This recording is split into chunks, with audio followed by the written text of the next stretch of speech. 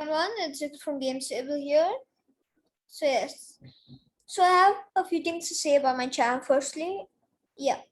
So one is if you haven't smashed the subscribe button, please do that. And second is that notice that my gaming videos are unpopular.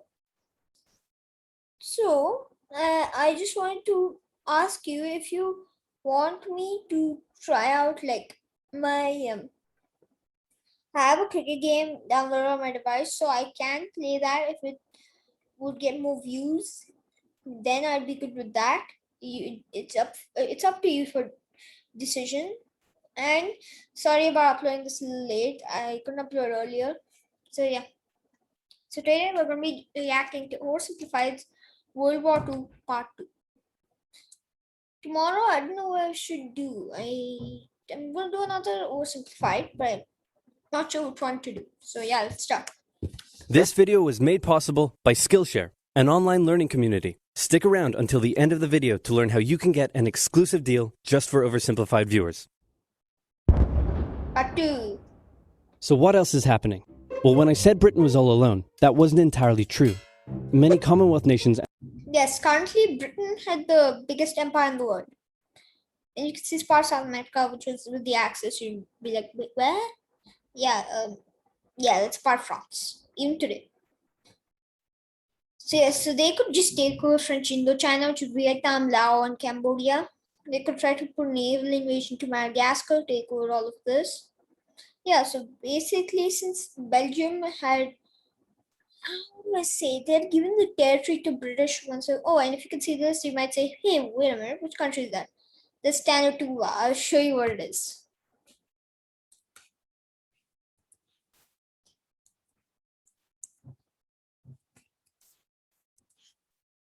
Vanuatu, yep. Vanuatu People's Republic. You can just search that up. It was a part of Qing China before the Chinese Civil War. Well, not the Chinese Civil War, but before Qing, the imperial rule ended, and yeah. And it got independence until I think the end of World War II or something, I'm not sure. Yes. And other Allied colonies had joined the war in Britain's support. They would play a key role throughout the war. Yeah, he put the wrong flag. That's Canada's. Particularly in the African and Italian campaigns. On the Axis side, Germany, Italy, and Japan signed the Defensive Tripartite Pact, bringing... And the Tripartite Pact wasn't really only 3 nations. It was also the nations of, I think it was Vichy France. Vichy France?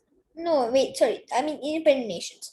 Not talking about that. Then Germany, Italy, Japan, Hungary, which is right there, and Romania, which is also there. They've also signed it. And I'm not sure. I think it's Bulgaria. I need to search that.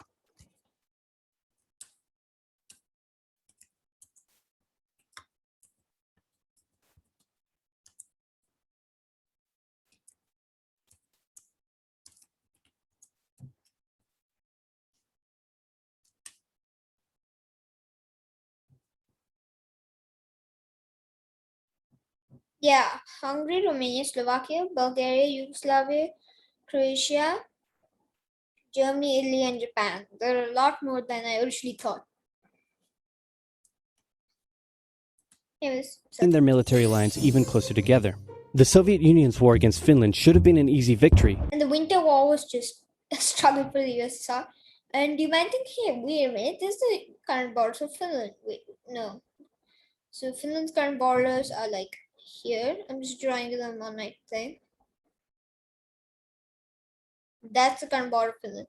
So they lost like some 15-20% of the territory, which was mostly Karelia. Karelia basically makes up like most of Finland, parts of northern Russia, somewhere here. St. Petersburg is located in the Karelia region, I think. Yeah. But it became a humiliating struggle. It was very humiliating for the USSR since, like, yeah, if they lose a war against something like Finland, how are they going to win against something like Germany or the UK? Military ineptitude was put on full display. In the end, they did force the Finns to sue for peace. Yeah, that's the border. I mean, this border was kept the same, but They just wanted to protect St. Petersburg. That's why that's why they got into the war. Then, they continued their honorable campaign of pushing around much smaller countries by annexing the Baltic states and part of northern Romania. And Romania signed the Tripartite Pact for protection against the USSR. Colonies in equatorial Africa were like, heck no, we aren't going to join the Germans, and they all pledged Who's that? And you see that. northern Romania. France's colonies in equatorial Africa were like, heck no, we aren't going to join the Germans. Okay, Felix Ebu, 1940, in reference to joining. Okay. And they all pledged their allegiance to free France, except for Gabon, which had to be taken by military force. The Allies also tried to capture the strategic port of Dakar, but that... I mean, why don't you just go from... why don't you go from your colony in Gambia and, take them over? Yeah, what I mean by that, like, they can attack Gambia. The Gambia is a very small country in Africa. I think it's one of the I think it's the smallest mainland African country. And why don't you just funnel troops and just punch through the French thing or take from all the colonies in Africa? That ended in failure. Mussolini had seen Hitler's successes, and he thought now it was Italy's time to shine. So he tried to take British Somaliland, and that went pretty well. They haven't really well. Comparative to other Mussolini campaigns, they haven't brilliantly. He tried to take Egypt, and that went less well. Then he got pushed back. He actually went in, almost took Cairo, but then not Cairo per se, but he almost took a non-Egyptian city. I forgot which one it was. But then he got pushed back by the British. And then the 100% going to show this, I'll explain later. Tried to take Greece, and that went really badly. That went terribly. Wait, let me show you that. Then he tried to take Egypt, and that went less well. Then he tried to take Greece, and that went really bad. Yeah, you can see they take up half of Albania. That was just like... I'll send you a link to one of my favorite YouTube channels which talks about battles, campaigns, and all that.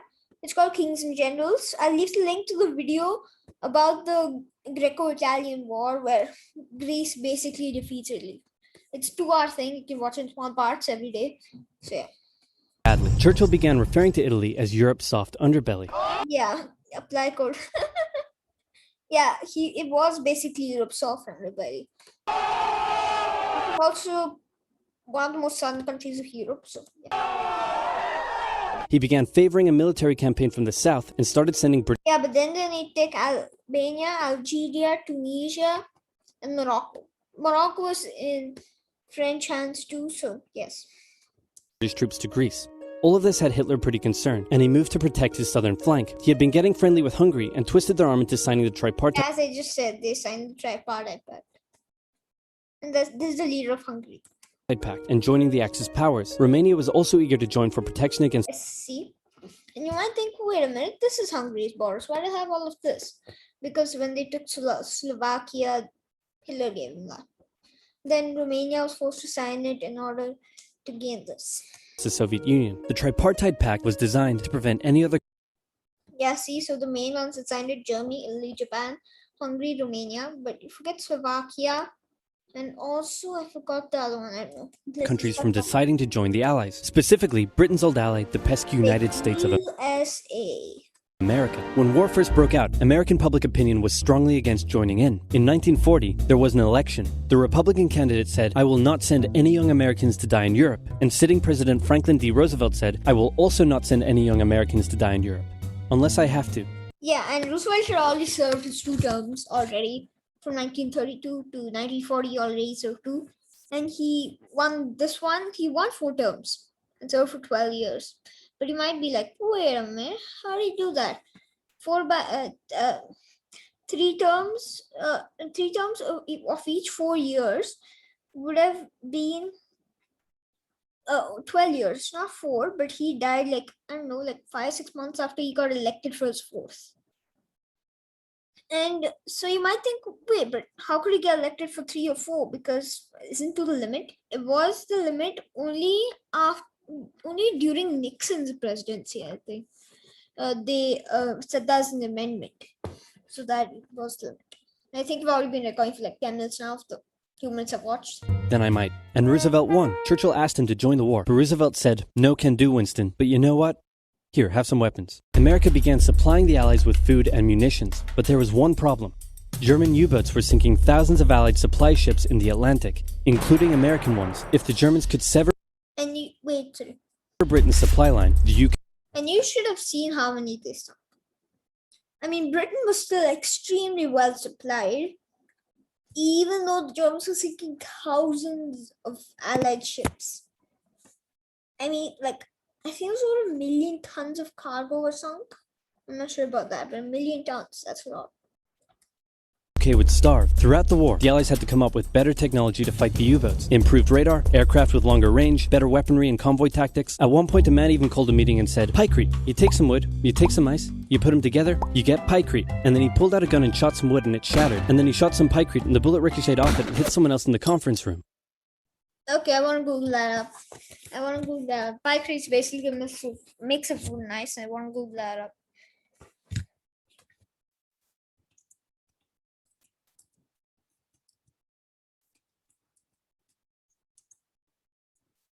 No, wait, spelling's wrong. That's why it's not showing.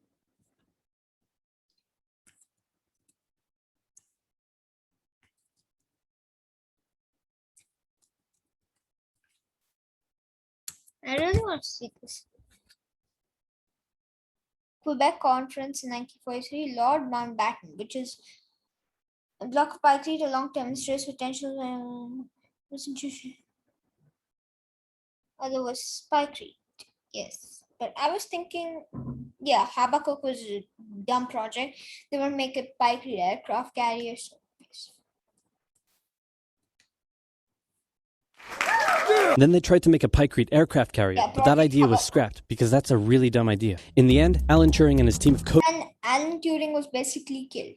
He was executed by the British. So, or he basically shortened the war by 2 years by bringing the Enigma code, and then he gets sent to prison because he's gay. And people in England, I think at the time, if they were gay, they had two things: be sent to prison for life or drink yourself to death. And he chose drink himself to death. And he basically killed himself. Yes. Yes, they basically like killed him with that. So yes. Codebreakers cracked Germany's Enigma code, and the U-boats gradually became less and less of a that was the naval Enigma code. I believe it was the air Enigma code. Yeah, that was still there. threat. Back in Africa, Britain decided to push Italy out of Egypt. Hey, that was pretty easy, so they kept going.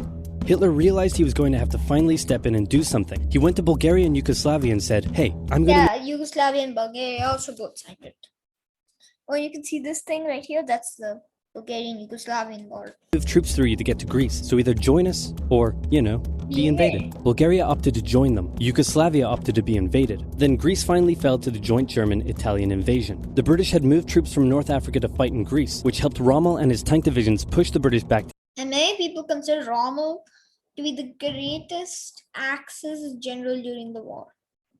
I'd also consider that, yes. To Egypt, and they could have kept going, but a small,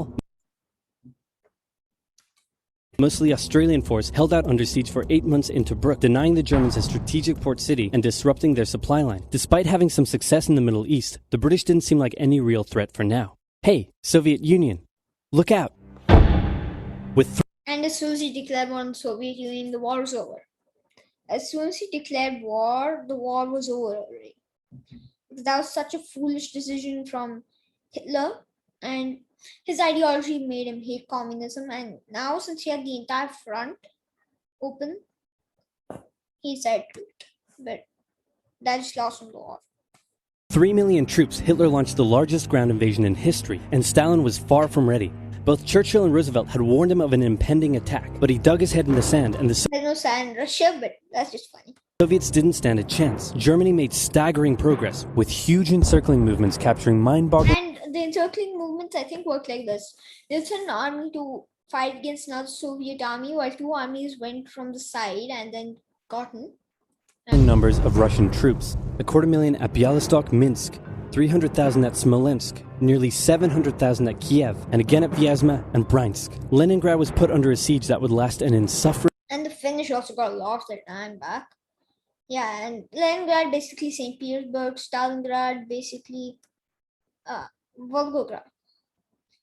So Leningrad, St. Petersburg was put under siege by the Germans and the Finnish.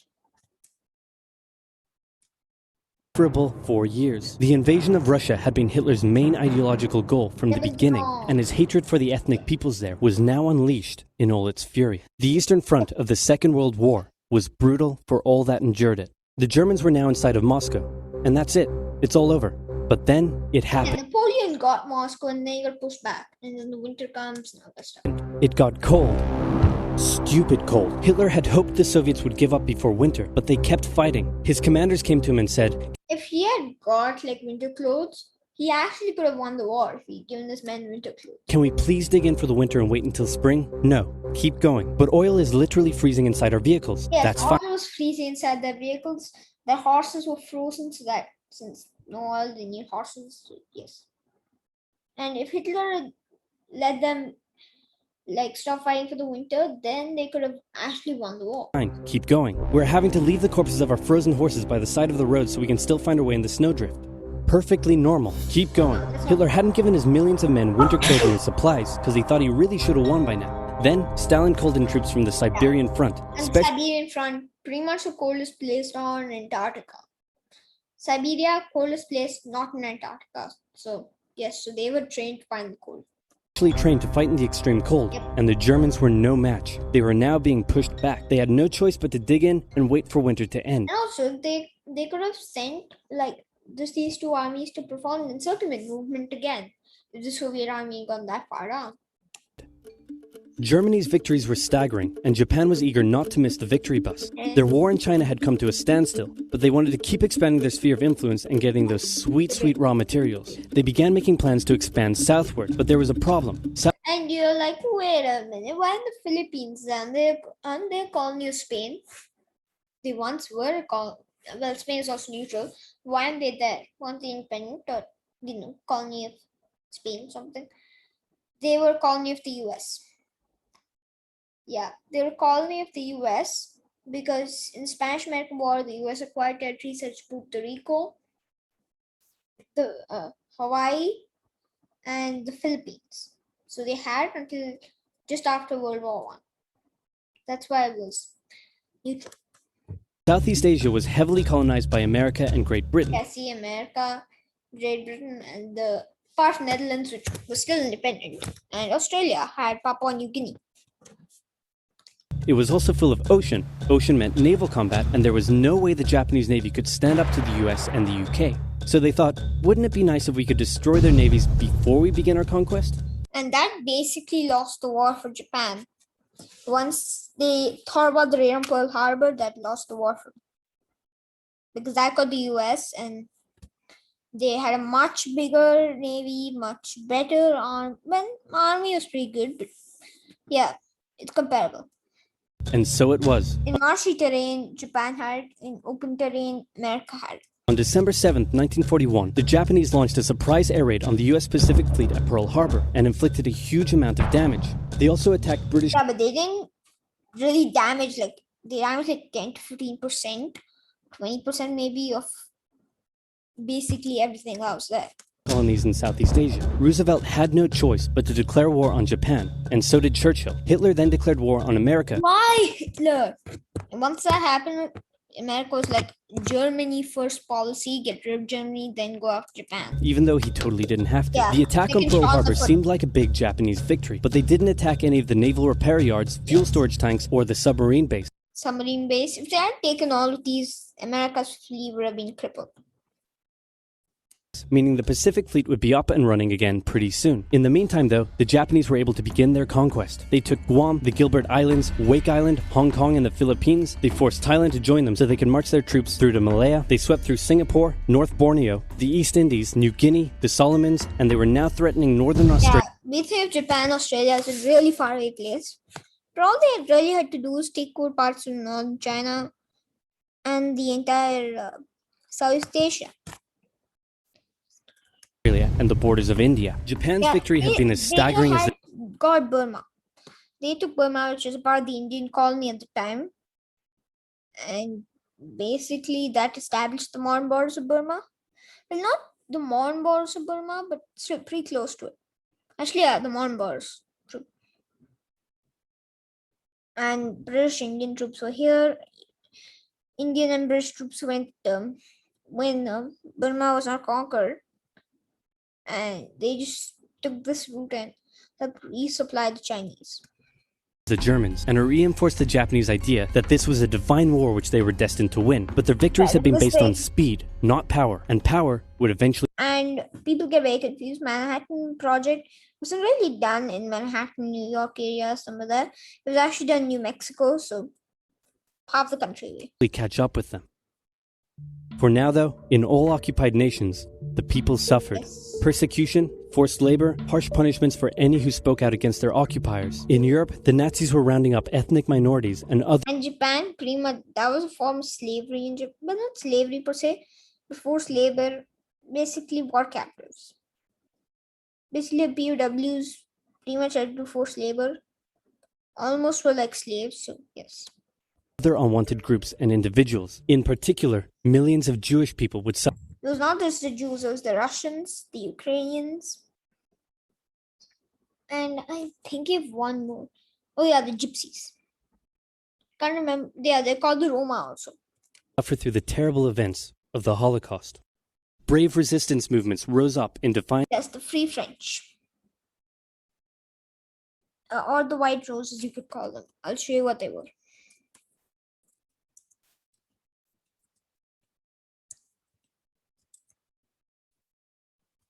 Wait, what? No, wait. The White Roses resistance, yes.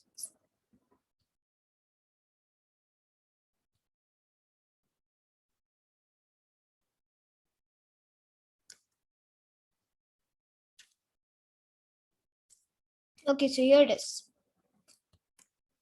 So the White Rose was a German group from the University of Munich, including Sophie Scholl, and Hans Scholl as Jander Schmor.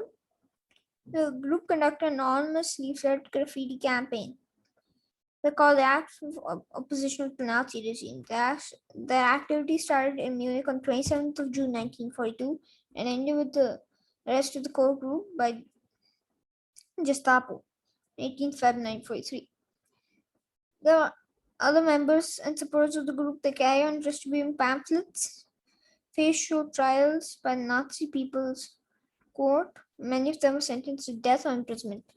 And Hans Scholl was, I've read about Hans and Sophie Scholl, and the resistance that they had was, that could also almost knocked out the Nazi regime if it had worked effectively.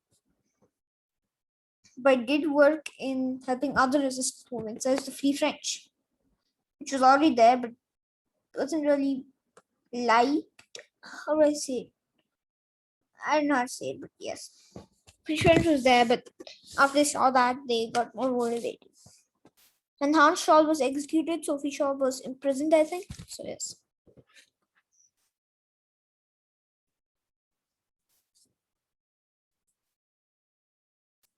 Of their invaders, while the people held out for hope. And hope was coming. Winter was over, and Hitler could continue his push eastward. But this time, he switched up his strategy. With Grammarly, you can find really good, no, perfect words that make your writing sharp or explicit. He wanted to focus on the south. His plan was to cut off the Russian armies in the Caucasus, and people say his main ideological goal for this was just oil. Invade Soviet Union, get all the oil. But he would have saved like half of the oil that he had for the entire war if he had not invaded them. The Molotov-Ribbentrop Pact, which he had signed as a non-aggression pact, would have also worked really well. So they didn't have to fight. Area full of oil, and then invade the Caucasus and take all the oil. His forces moved across the north with ease, and Hitler got cocky. He rerouted the 4th Panzer Army south early, leaving the 6th and this resulted in the Battle of Stalingrad, which led to Hitler's downfall. Army to complete the encircling movement alone. To do so, the 6th Army had to reach and take the key Soviet city of Stalingrad. And that was named after Stalin, so it was a symbolic thing more than a strategic one. They didn't even need Stalingrad. They could go from south or from north. The Russians defended it fiercely, was and very Stalingrad saw difficult. some of the harshest fighting of the entire war. The Soviets held up the German advance for 5 months as they battled in the war-torn city, which bought them valuable time. When the Germans had first launched their invasion a year earlier, the Soviets had moved their factories to the east. Those factories had been building a butt-ton of tanks and aircraft and getting the Soviet army up to scratch. Now, it was ready. Stalin gathered his new and improved forces around the city, and in an attack that resembled Hitler's own encirclement tactics, they began surrounding the Sixth Army. Hitler's commanders came to him and said, "Hey, maybe we should retreat." But Hitler said, Yeah, "No, they no, should have retreated. you stay." Hitler got himself to the foot again. The entire Sixth Army was trapped and had to surrender.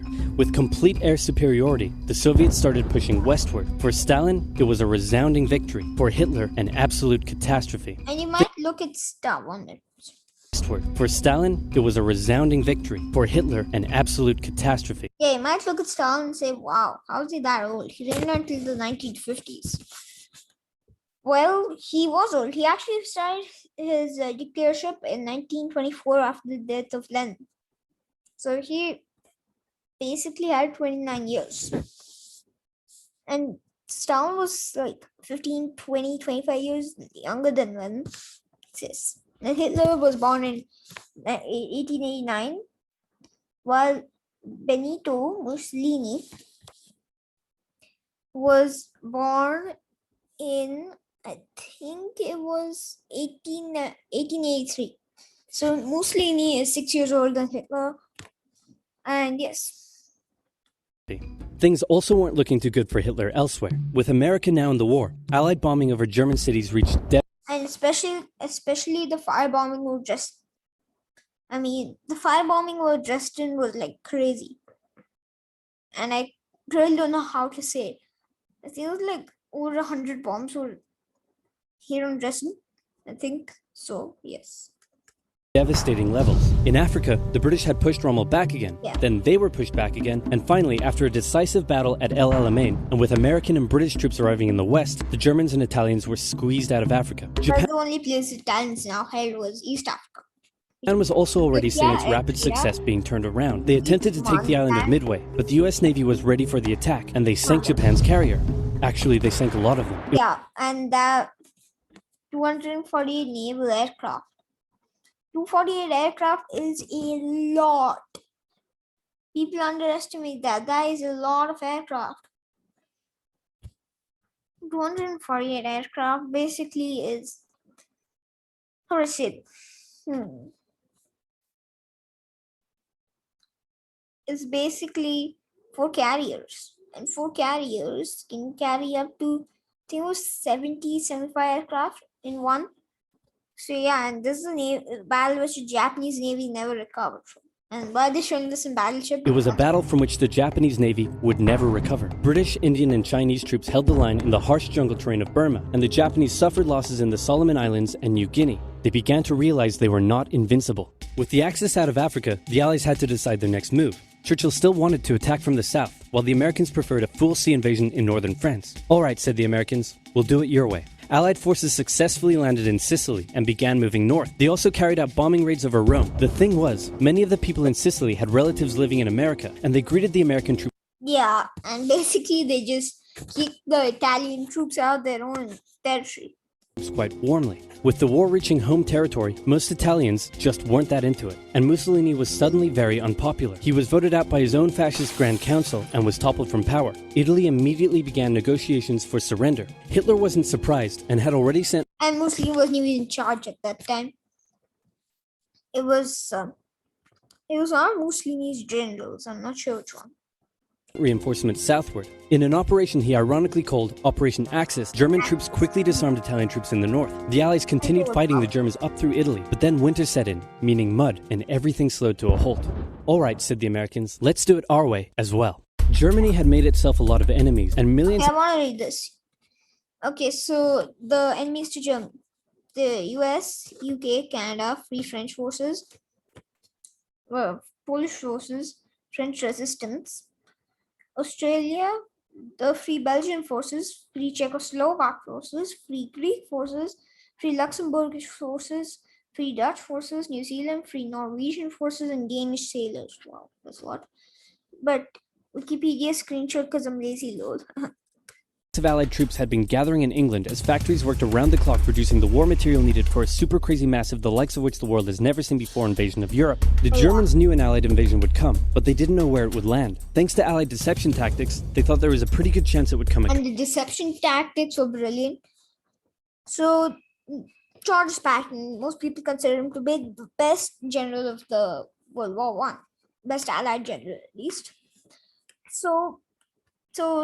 And Germany also thought that. So whichever army he was in charge, that's the army which he thought they were going to land. So he actually used inflatable tanks just to deceive the Germans. And Patton was stationed here, I think, in Dover. So it looked like they were coming to Calais, but they were actually going to land in Normandy.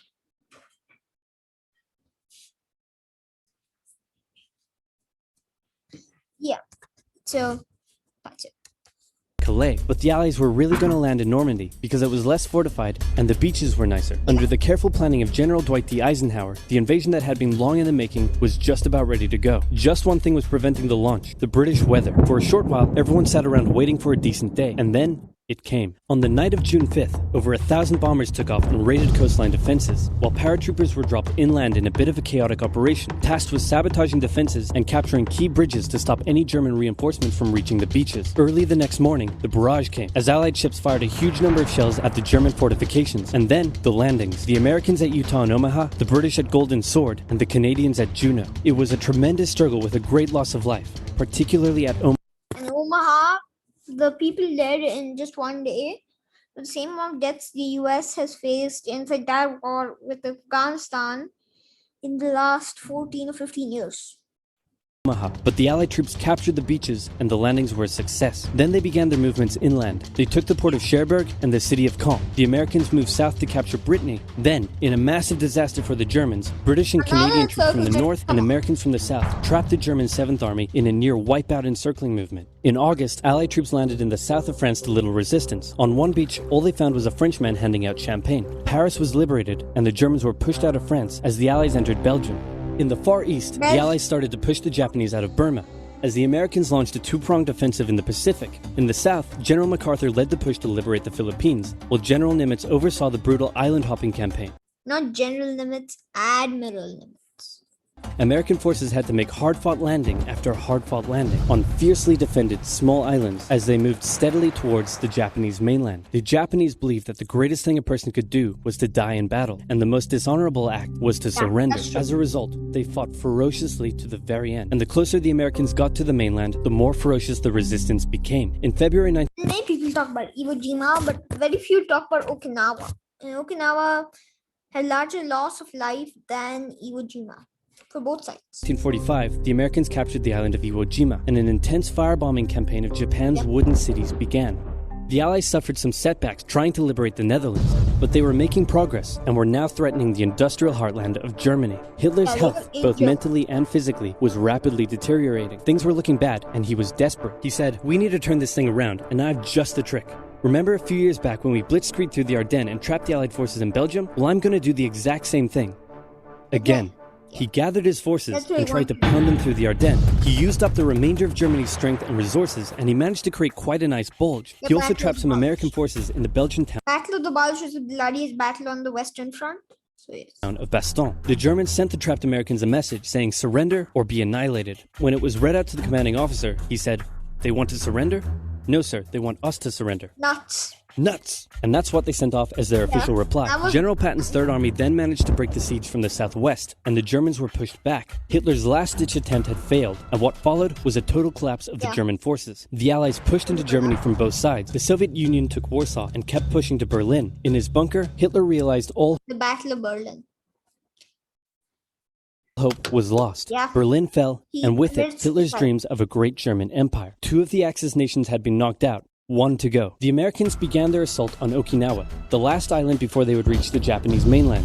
The desperate Japanese fought hard, launching kamikaze attacks on the US ships. The citizens of Okinawa suffered through the terrible fighting, but in 2 months, the island was captured. The Allies now had to make a choice. Either continue the devastating struggle up the Japanese mainland, or they could try to coerce the Japanese into surrendering now. In July, and they decided to make the Japanese surrender, which led sorry, which led to the bombings on Hiroshima and Nagasaki. The first successful atomic bomb test Yeah. took place in New Mexico, and the destructive weapon was ready for use. America and the UK were also seeing the Soviet Union not so much liberating as occupying Yeah, and that led to the Cold War, but then Yugoslavia and Albania were given to the West, so yes. its captured territories. And so they wanted to put on a show of force. On August 6th, the A-bomb fell on Hiroshima. Then, on the 9th, Nagasaki. The cities And most people think that killed a lot of people, and yeah, most people think that just killed a lot of people, but actually saved more lives than it inflicted. Because if they continued to struggle up the Japanese mainland, then to Korea and northern China, then basically they would have killed like up to, it was estimated that up to 5 million people would have died. Not died per se, but taken casualties. 5 million on the American side, 5 million on the Japanese side, which was huge.